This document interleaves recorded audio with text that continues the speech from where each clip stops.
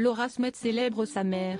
Ce dimanche 4 juin 2023, à l'occasion de la fête des mères, la fille de Johnny Hallyday a adressé un tendre message à sa mère, Natalie Baye, en partageant un cliché vintage aux côtés de sa maman.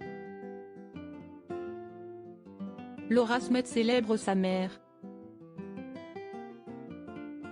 Ce dimanche 4 juin 2023, à l'occasion de la fête de mères, la fille de Johnny Hallyday a partagé un doux souvenir aux côtés de Natalie Baye dans sa story Instagram. Sur la photo partagée par la femme de Raphaël Lancret, la comédienne qui n'avait que quelques années, pose dans les bras de sa mère.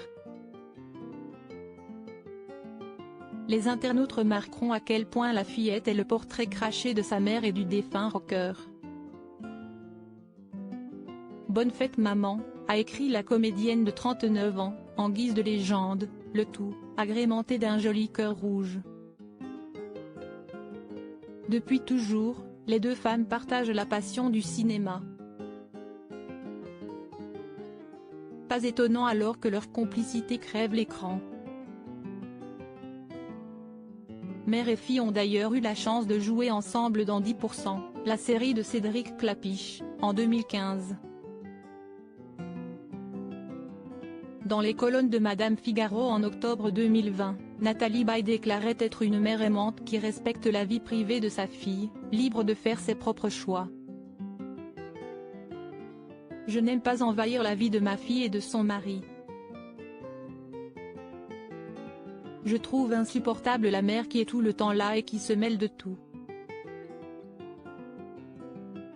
À partir du moment où notre enfant est entré dans l'âge adulte et qu'il a sa vie, il faut la respecter, avait-elle déclaré.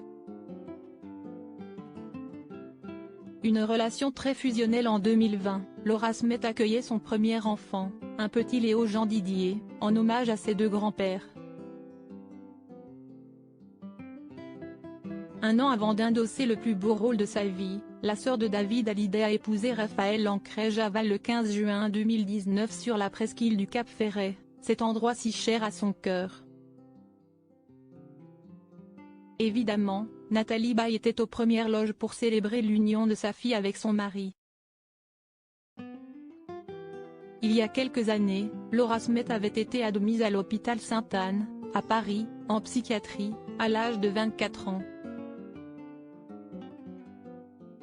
Désormais guérie, la tante d'Ilona Emma Smet peut savourer sa liberté retrouvée et profiter de la vie, avec son fils, son mari avec qui elle s'est installée en Gironde et sa mère, qui n'est jamais très loin d'elle.